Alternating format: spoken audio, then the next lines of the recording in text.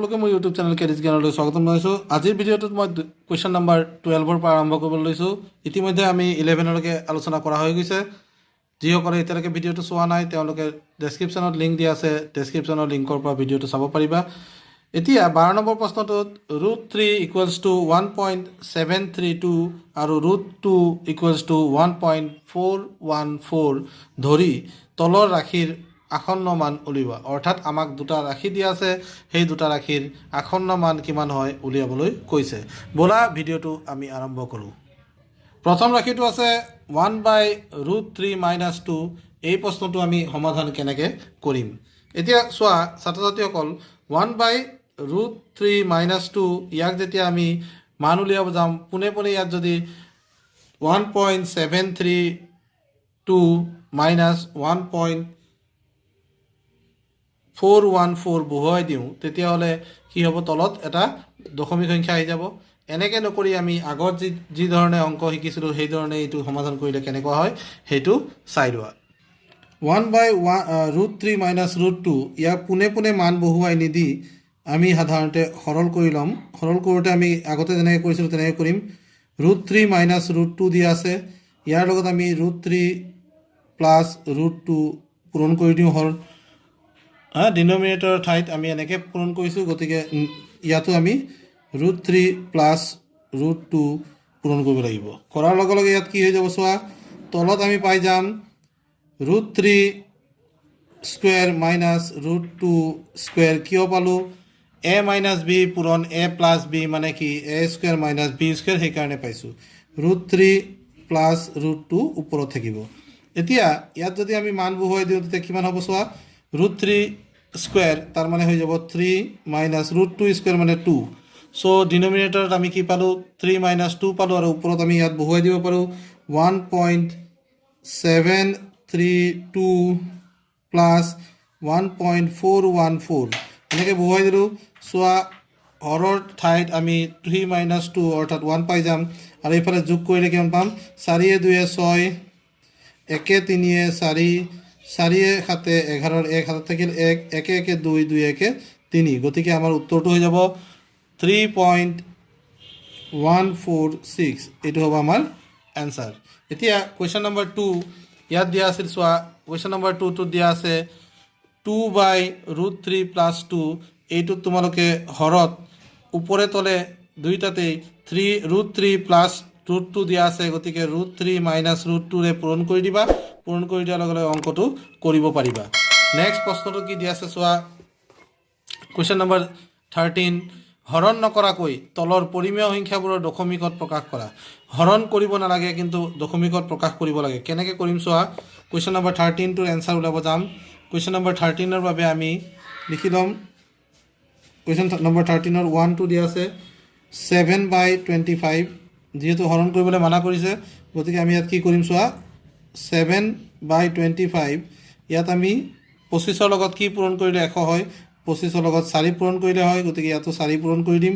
কৰি দিয়াৰ লগে লগে তলত পাই যাম 100 আৰু ওপৰত পাই যাম 28। আৰু 28/100 ইয়াৰ মানেটো কি?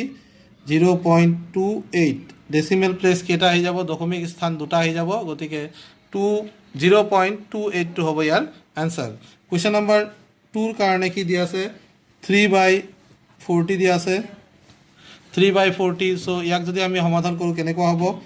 ইয়াত আমি 40 আছে, 3/40, গতিকে ইয়াক যদি আমি সহজ কৰিবলৈ যাওঁ তেতিয়াহ'লে আমি কি কৰিম? ইয়াত পূৰণ কৰিম 4ৰ লগত কি পূৰণ কৰিলে হয়? 4ৰ লগত 25 পূৰণ কৰিলে 100 হয়, গতিকে 25 পূৰণ কৰিম।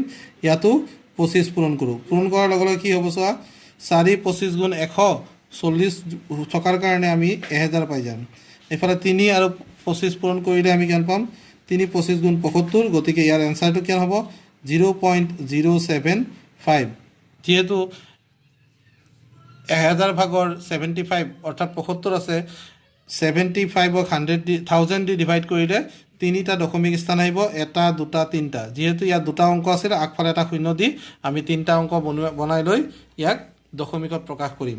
নেক্সট প্ৰশ্নটো ঠিক তেনেকুৱাই 3/100 আছে।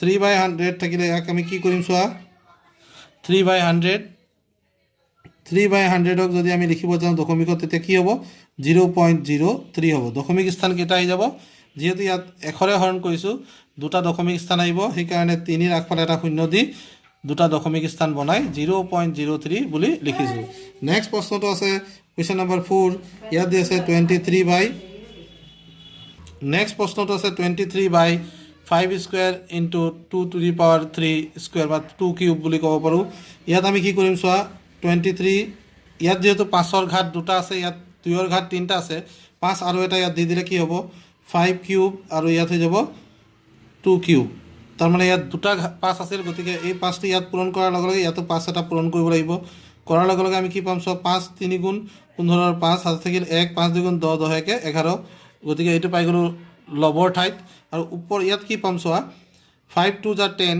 10ৰ কিউব কৰিলে আমি 1000 পাম এতিয়া আমাৰ এনসাৰটো হ'ব 0.115 এইটো হ'ব এনসাৰ এনেধৰণে তোমালোকে কৰিবা এতিয়া আমি আগবাঢ়িম কুৱেশ্যন নম্বৰ 14 লৈ তলৰ শতকৰাবোৰক ভগ্নাংশত প্ৰকাশ কৰা এইকেইটা আমি ক্লাছ 7ত কৰিছিলোঁ ক্লাছ 7ৰ অংক আহিছে কেনেকৈ কৰিছিলোঁ মনত পেলাই দিওঁ তোমালোকে চাই থাকা প্ৰথম প্ৰশ্নটো যে আছে 53% ইয়াক আমি যদি প্ৰকাশ কৰোঁ তেতিয়া কি কৰিম পাৰ্চেণ্ট মানে কি 1ৰ ভিতৰত কিমান 1ৰ ভিতৰত কিমান সেইটো হ'ল পাৰ্চেণ্ট গতিকে 53% বুলি লিখা আছে গতিকে 100 ভাগৰ কিমান লিখিম 53 এইটো হৈ গ'ল আমাৰ দশমিক যেহেতু 53 আৰু 100ক হৰণ কৰিবলৈ 1ৰ বাহিৰে বেলেগ সংখ্যা নাই গতিকে যেনেকুৱা আছে এইটোই হ'ব আমাৰ উত্তৰ নেক্সট কুৱেশ্যনটো হ'ল 50% গতিকে ইয়াক আমি লিখিম 50 আউট অফ 100 এতিয়া আমি চোৱা 50ৰে হৰণ কৰিব 50 গুণ 50 50 দুগুণ 100 গতিকে আমাৰ এনসাৰটো হ'ব 2/1 এইটো হৈ গ'ল আমাৰ শতাংশক কিদৰে ভগ্নাংশত প্ৰকাশ কৰে তাৰপিছত চোৱা 3 নম্বৰ প্ৰশ্নটো দি আছে 1/2% ইয়াক যদি আমি লিখিবলৈ যাওঁ তেতিয়া কেনেকৈ লিখিম চোৱা যেহেতু 2/1 শতাংশ আছে গতিকে আমি 2/1 লিখি ল'লোঁ এই পাৰ্চেণ্টেজৰ কাৰণে তলত 100 এটা আহি আছে দেখিছেনে প্ৰত্যেকবাৰ তলত 100 এটা আহিছিলে ইয়াতো আহিলে অহাৰ লগে লগে এইটো কি হৈ গ'ল 200 ভাগৰ কি হৈ গ'ল 200 ভাগৰ 1 হৈ গ'ল আৰু এইটোৱে হ'ব আমাৰ এনসাৰ তাৰপিছত আহিছে 4 নম্বৰ প্ৰশ্ন ইয়াত দিয়া আছে 100% গতিকে ইয়াত আৰু দশমিক নাই আৰু ভগ্নাংশ নাই গতিকে ই হ'ব 100 ভাগৰ 100 হ'ব 100 ভাগৰ 100 মানে কি 1 100ৰে 100 কেইবাৰ যায় একবাৰ যায় গতিকে এনসাৰটো হ'ব 1 কুৱেশ্যন নম্বৰ 5 লৈ যাওঁ কুৱেশ্যন নম্বৰ 5ত দিয়া আছে 0.01% এতিয়া চোৱা 0.1ক যদি আমি শতাংশত লিখোঁ তেতিয়া কি হয় 001 অৰ্থাৎ 1 হ'ব 001 তলত কি আছে দশমিক স্থান দুটা আছে গতিকে ইয়াত 100টো আহিব আৰু ইয়াত চোৱা পাৰ্চেণ্টেজ আছে পাৰ্চেণ্টেজ থকাৰ কাৰণে ইয়াত কি হ'ব আৰু এটা 100 পূৰণ হ'ব তাৰপিছত কি পালোঁ চোৱা ওপৰত পালোঁ 1 আৰু ইয়াত পালোঁ 1 গুণ 1 আৰু 4টা 0 অৰ্থাৎ 10,000 ভাগৰ 1 এইটো হ'ব ইয়াৰ উত্তৰ নেক্সট কুৱেশ্যনটো আছে তলৰ ভগ্নাংশবোৰক শতকৰা ৰূপত প্ৰকাশ কৰা এতিয়া আমাক ভগ্নাংশ দি আছে 15 নম্বৰ এত আছে 1/2 ইয়াক আমি শতাংশত প্ৰকাশ কৰিব লাগে তেতিয়া কি কৰিম চোৱা 1/2ৰ লগত 100 পূৰণ কৰি দিম আৰু শতাংশ চিন দি দিম দিয়াৰ লগে লগে কি হ'ব 2ৰে 1ক যাব 50 বাৰ আৰু আমাৰ হ'ব 50 গুণ 50 শতাংশ এইটো হ'ব আমাৰ এনসাৰ কুৱেশ্যন নম্বৰ 2 ইয়াত আছে 1/4 ইয়াক পাৰ্চেণ্ট বনাব লাগে গতিকে 100 লিখি 100 পূৰণ কৰি শতাংশ চিন দি দিম 4ৰে 100 যাব 25 বাৰ গতিকে এইটো 25 গুণ 25 শতাংশ হ'ব ইয়াৰ এনসাৰ নেক্সট কুৱেশ্যনটো লৈ যাওঁ